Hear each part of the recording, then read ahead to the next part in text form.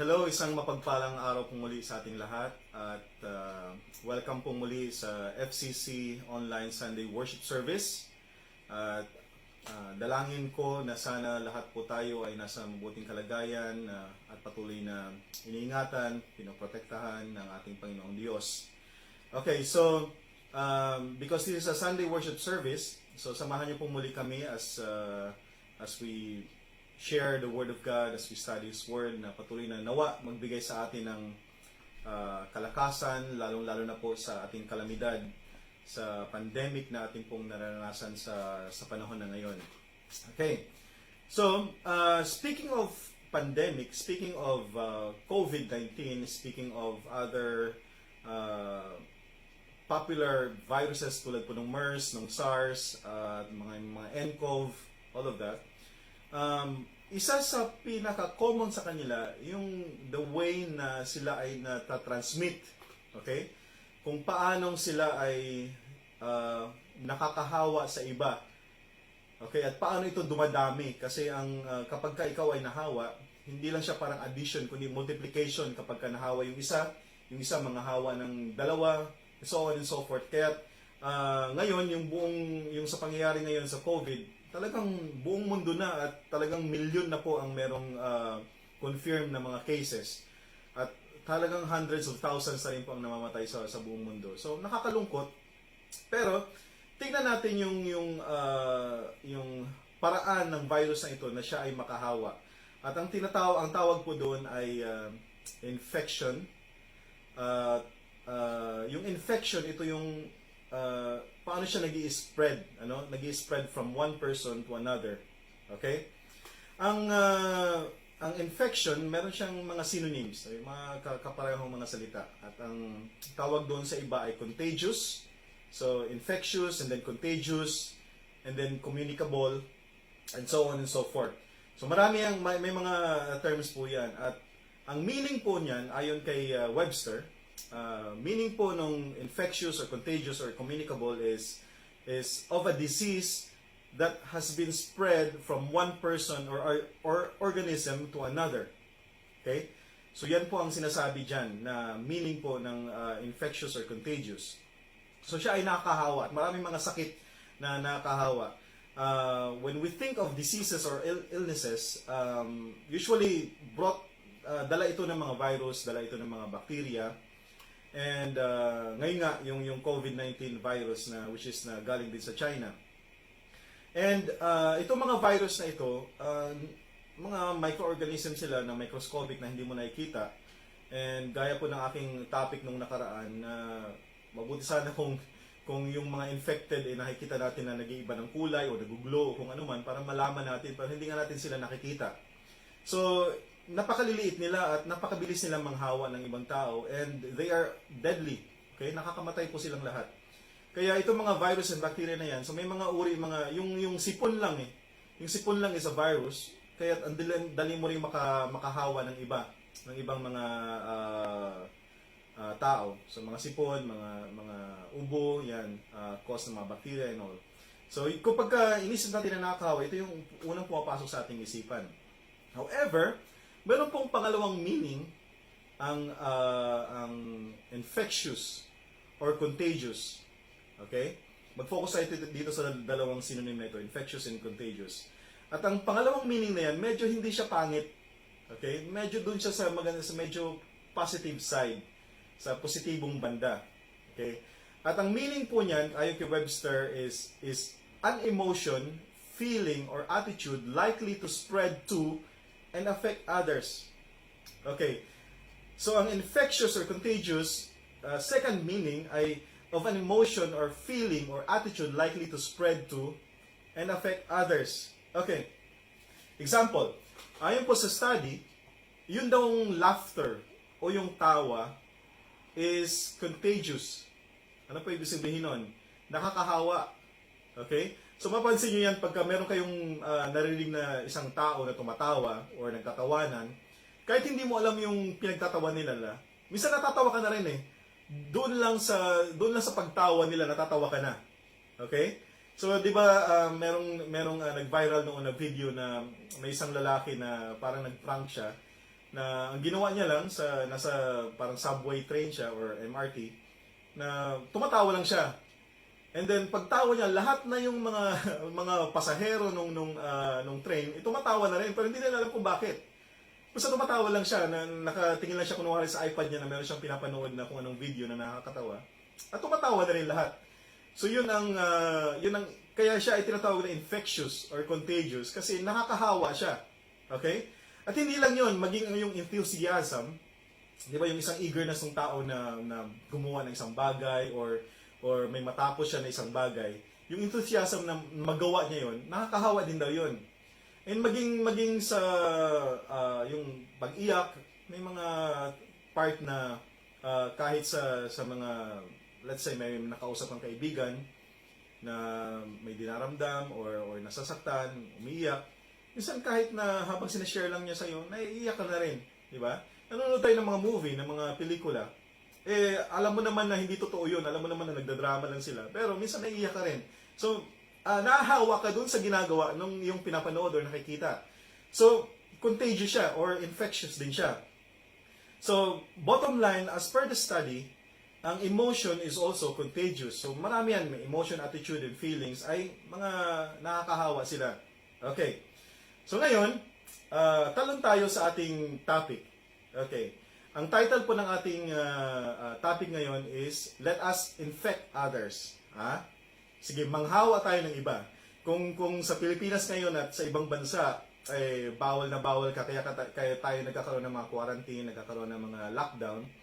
Kasi, ayaw natin na mahawa pa to or makahawa pa ng iba or mag-spread pa sa mas maraming tao yung virus. So, kaya nilalak yung mga street, nagsasarado yung mga establishment. Yun yung plano nila para hindi makahawa. Pero this time, manghawa tayo. Okay? So, ang title po nating topic ngayon is Let Us Infect Others at tayo yung manghawa. Okay. Basahin natin sa Acts chapter 4 verse 32. Buksan niyo po yung mga Bible. Sa Acts chapter 4 verse 32, ang sabi po dyan, all the believers were in one heart and mind.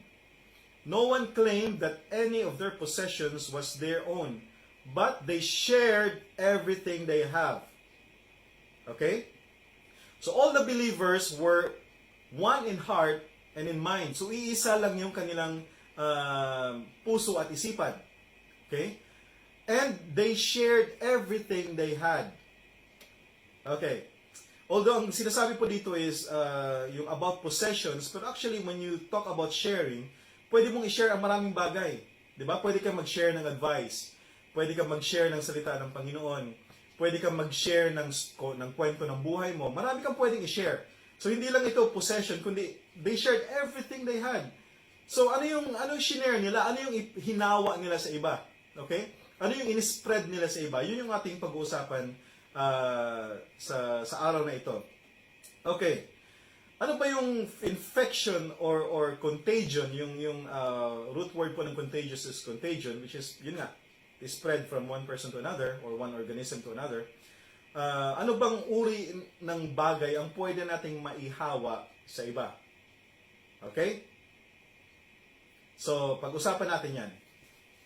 Alright. So, una, let us infect others with our faith. Okay? Pangalawa, let us infect others with our peace. Pangatlo, let us infect others with our hope. And pang-apat, let us infect others with our love. Okay, so isa-isahin po natin yung mga bagay na yan. Alright, una, let us infect others with our faith. Ano po ang sinasabi dito sa Bible? Hawaan natin yung iba ng ating pananampalataya. Okay? Ayon po sa Psalms chapter 96 verse 2 to 4, ang sabi dito, sing to the Lord, praise His name. Each day proclaim the good news that He saves. Publish His glorious deeds among the nations. Tell everyone about the amazing things He does. Great is the Lord. He is most worthy of praise. He is to be feared above all gods. Okay, so doon sa first part sa verse 2 ng Psalms, sing to the Lord, praise His name, each day proclaim the good news that He saves. So araw-araw daw ay sabihin natin yung yung mabuting balita na ang Diyos ay nagliligtas and publish His glorious deeds among the nations. So, ipakalat daw natin yung ating pananampalataya. Ipakalat natin yung good news na galing sa Panginoon. Ipakalat natin yung salvation na ino-offer sa atin ng Diyos. That one, yung bagay na yan ay masarap pong ihawa sa iba. Masarap pong i-spread sa iba. Masarap pong magparami paramihin yung ating mananampalataya through our faith. Okay? And then pangalawang sabi po sa Romans chapter 1 verse 12, when we get together, I want to encourage you in your faith, but I also want to be encouraged by yours. Di ba? Basahin nyo. When we get together, kapag tayo sama-sama, okay, so merong groupings, okay, walang social distancing po dito. Pag tayo magsama-sama, sabi niya, I want to encourage you in your faith. Gusto kong i-encourage ka sa iyong pananampalataya. Gusto kong mahawa sa hawaan ng aking pananampalataya. But, gusto ko rin hawaan mo rin ako. I also want to be encouraged by yours. So, kung gaano yung kalaki yung kalakas ng iyong pananampalataya, gusto ko rin makakuha ng lakas ng iyong pananampalataya. So, your faith, kung gaano kalakas yung iyong faith, gusto ko rin maging ganoon kalakas. Okay? Kung anong meron ka, gusto ko rin magkaroon. Okay? So, yung faith po, ay pwede po nating i-infect yung iba. Okay? Pero tandaan natin na dapat malakas yung faith po natin. Mahirap kang maka-infect ng pananampalataya kung yung pananampalataya mo medyo lamya. Okay? So kailangan tignan muna natin yung ating sarili, gaano ba tayo kalakas. Baka ang sabi nga ni sa Bible na baka akala mo nakatayo ka kundi yun pala nakalugmok ka na. Okay? So he was talking about our faith. Okay? So tignan natin yung ating pananampalataya kung gaano ba ito kalakas at gaano ba ito katibay. And then we can encourage others and also others can also encourage us. So parang nai-spread natin yung faith sa iba. Okay? Pangalawa, infect others with our peace. Ano po ibig sabihin yan? Yung sabi sa John chapter 14 verse 27, peace I leave with you, my peace I give to you. Okay? Not as the world gives do I give to you. Let not your hearts be troubled, neither let them be afraid. Okay, ang Panginoong Jesus po ang nagsabi nito mismo. Sabi niya, peace I live with you, my peace I give to you. Yung mismong kapayapaan na galing sa Diyos ay ibinigay niya sa atin. Hinawaan tayo ng kapayapaan ng Diyos. Sabi niya, I will leave to you my peace. Yung mismong galing sa Diyos. Galing kay Jesus na kapayapaan. Not as the world gives, do I give to you. Let not your hearts be troubled, neither let them be afraid. Ngayon, kasi marami sa atin ngayon, alam ko, na nangangamba, natatakot, uncertain kung ano mangyayari sa hinaharap, sa future. Kasi kahit ang mga bansa, kahit yung mga malalaking bansa, hindi nila masabi kung kailan ba ito matatapos, kailan ba ito totally na masumpo. Kasi napakabilis ng kanyang mga pagkalat. Okay? So, at sabi dito ng Panginoong Jesus, yung kapayapaan na ibinigay niya sa atin, ay magbibigay sa atin ng parang full calm in the middle of the storm. Ito yung uri ng kapayapaan na hindi basta-basta nabibigay ng mundo. Okay? So, akala natin, di ba, minsan, kaya may mga digmaan sa ibang mga lugar at iniisip nila kapag walang digmaan merong peace, pero itong peace na binibigay dito ng Diyos ay kakaiba ito. It is peace within yourself, yung mismong sa buhay natin na kung saan kahit na anong mga sakuna, kahit anong trouble, kahit anong virus na yan o bacteria na meron sa mundo, but our hearts remains at peace and calm. Diba? Hindi tayo natatakot o hindi tayo nangangamba. Ito yung kapayapaan na ibinibigay ng Diyos.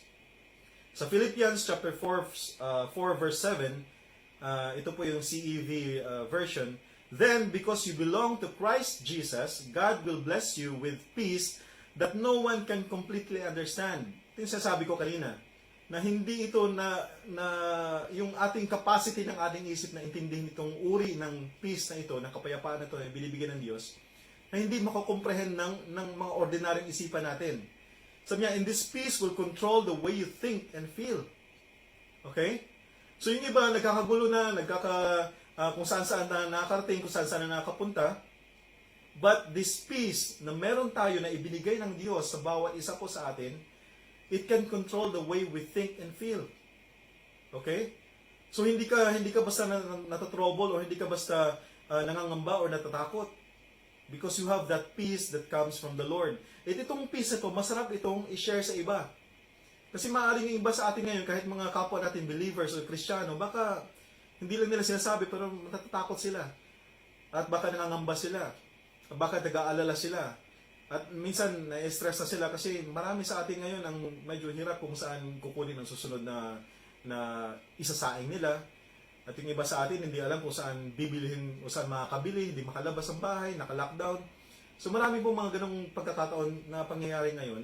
At yung kapayapaan na yan na ibinigay sa atin ng Diyos, meron po tayo lahat niyan. Kaya baka yung iba hindi nila alam na meron silang ganyan na ibinigay ng Diyos. Okay, baka kailangan natin ipaalala sa kanila at hawaan sila na, uy, yung kapayapaan na meron ako, meron ka rin. Ibinigay sa atin yan ng Diyos. God spread it to us. Okay? So, bigyan din natin sila ng ganyan. Hawaan natin sila. Infect others with our peace na ibinigay sa atin ng Diyos. Pangatlo, infect others with our hope. Ayan. Dahil nga sa kalagayan natin sa ngayon, baka yung iba sa atin nawawala na ng pag-asa. Yung iba hindi alam kung kailan ba ito matatapos. Yung iba nagsasabing baka wala ng pag-asa, baka magtuloy-tuloy na to. Di ba? So may mga ganon. But sabi dito sa Romans chapter 15 verse 13, may the God of hope fill you with all joy and peace as you trust in Him. Tingnan nyo, andun ulit yung peace. Okay? May the God of hope fill you with all joy and peace as you trust in Him. God of hope.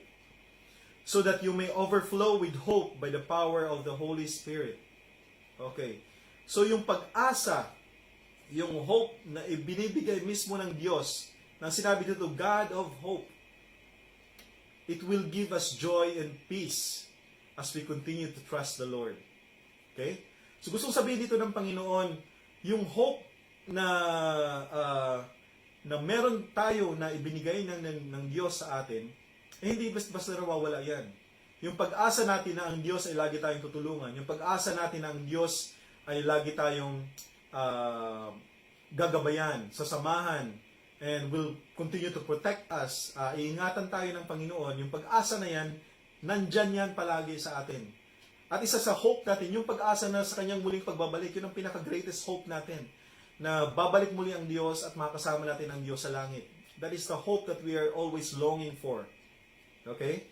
Yung hope na yan. And then sabi pa dito that you may overflow with hope. Hindi lang nagkaroon ka ng pag-asa, kundi nag-uumapaw yung pag-asa sa pamamagitan ng kapangyarihan ng banal na Espiritu. That's the power of the Holy Spirit. Yung hope na yan na nag-overflow sa atin.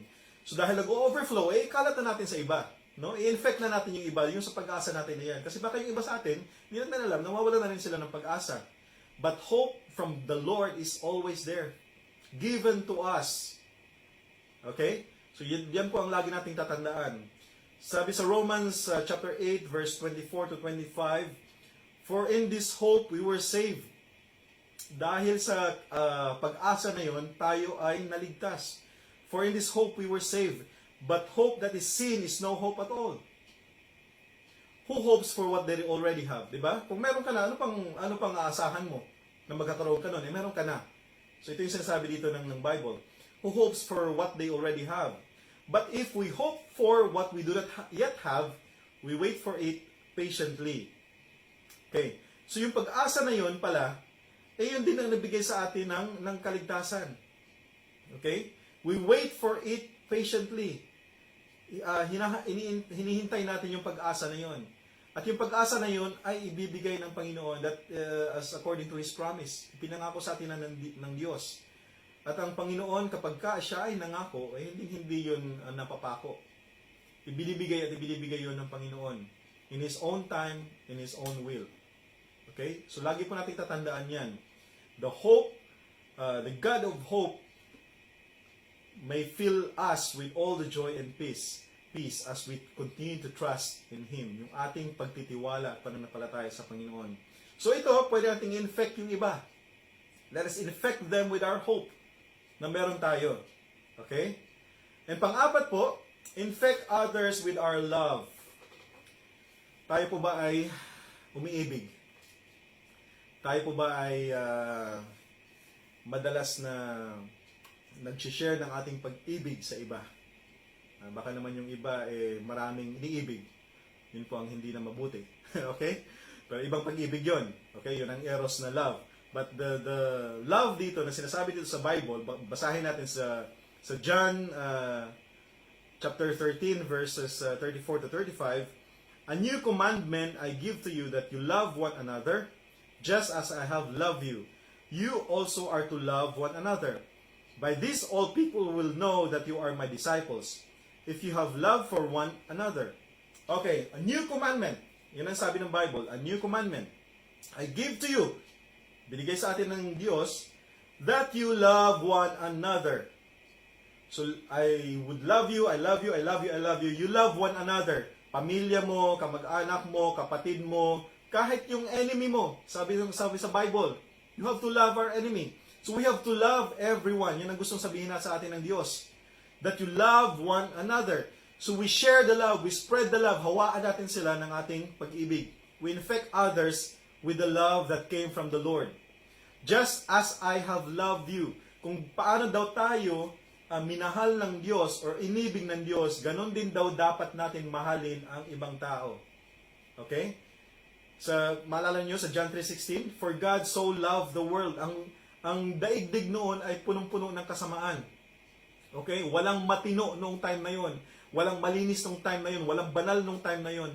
But yet the Lord, He said that He loved the world so much na kailangan yung sarili niyang anak, bugtong na anak, ay kailangan niyang isacrifice para sa mundo. That's how God loved us. Paano pa kaya na kung tayo ay mga anak na ng Panginoon? So sabi niya, just as I have loved you, you also are to love one another. Kailangan mag-ibigan po tayong lahat. Kailangan i-spread natin yung pag-ibig na yan. By this, all people will know that you are my disciples. Diba?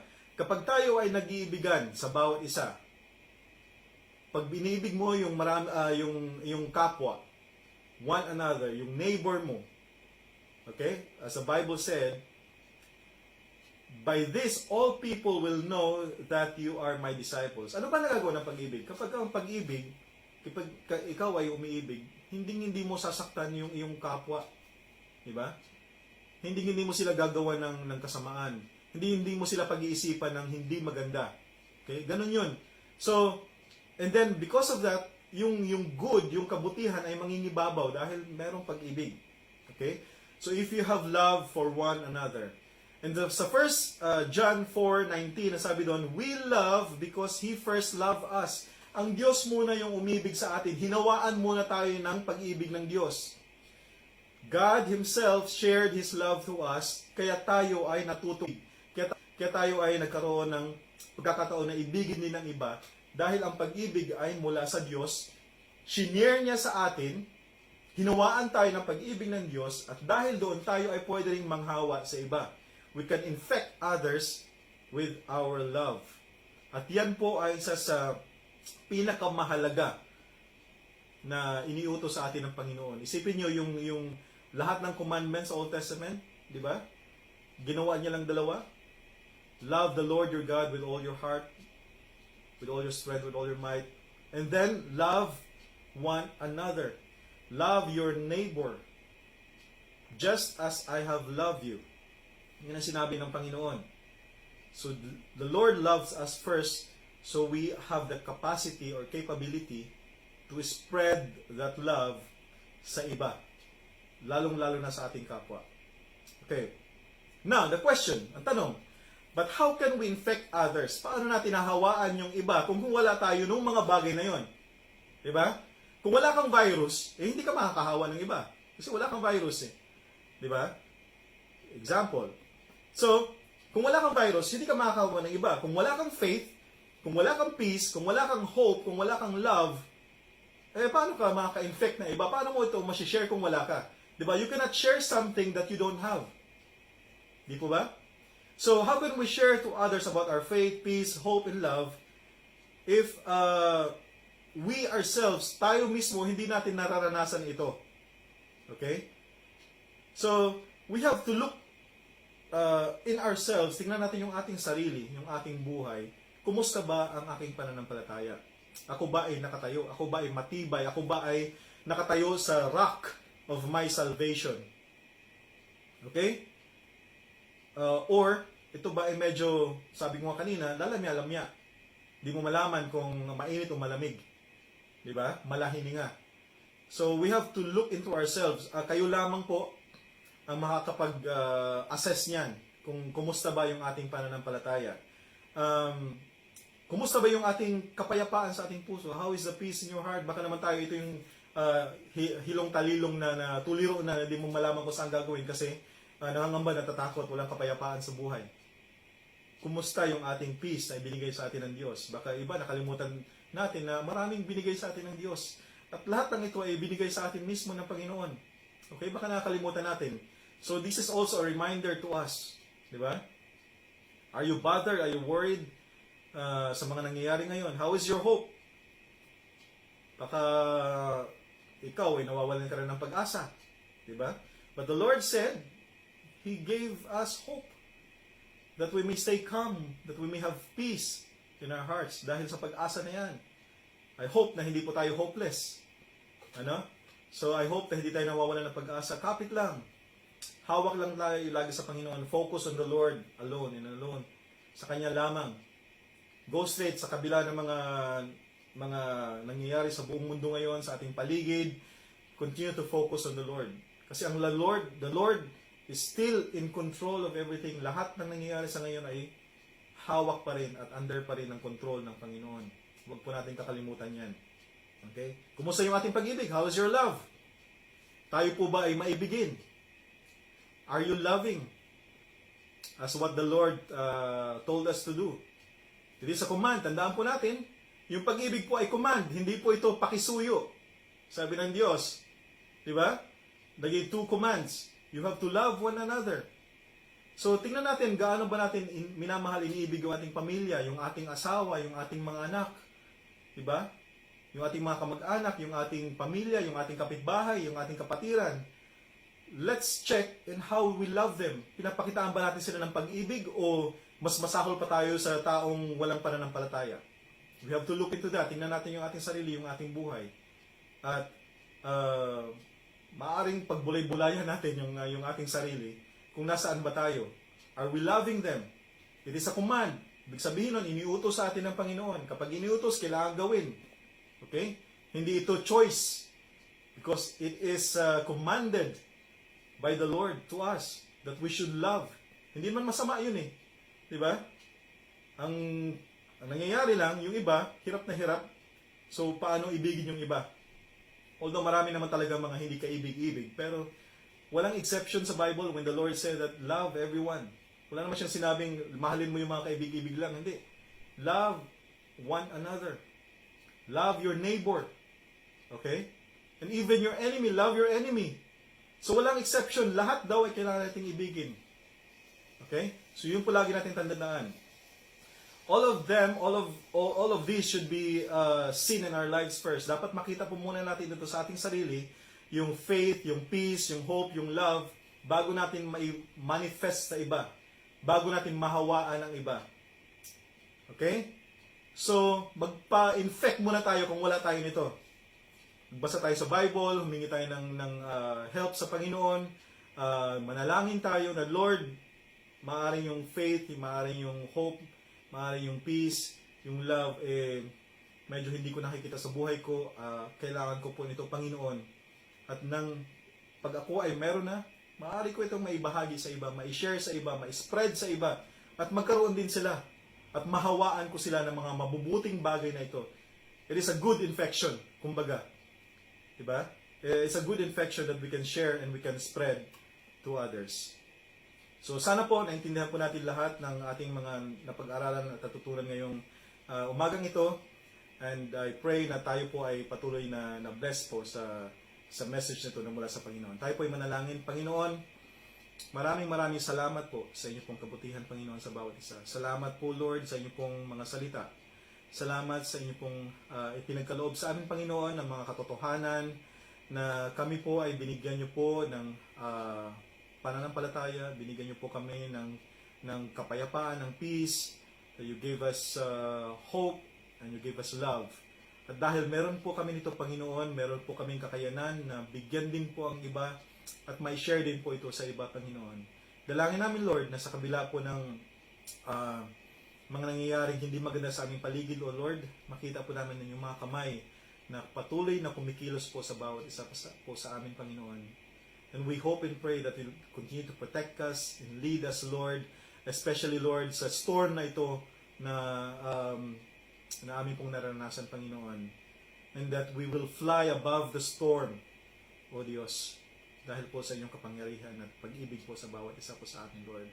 Salamat because you're always there, Lord. Alam po namin na kayo po'y laging nandyan at patuloy na umaagapay at gumagabay po sa bawat isa po sa amin. At handang tumulong, Panginoon, sa oras po ng aming mga pangangailangan. You know what in our hearts, Panginoon. Nakita niyo po ang aming buhay, kung ano pong nais po ng aming mga puso, Panginoon.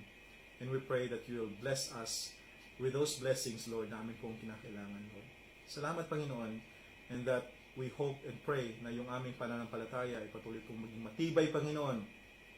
At kahit hindi man po kami physically na nagkasama-sama, Lord, alam po namin, Panginoon, na kami po ay iisa ang aming pong espiritu. At iisa po ang aming pananampalataya, Panginoon. Iisa ang aming pong pinananampalatayanan. At kayo po lamang ito, O Diyos. Salamat po sa inyong pong kabutihan at kadikilaan. Patuloy po namin kayong pinapupurihan at pinasasalamatan sa matamis sa pangalan ni Kristo Jesus. Amen at amen at amen. Salamat po at pagpalain po tayong lahat ng ating Panginoon. Amen.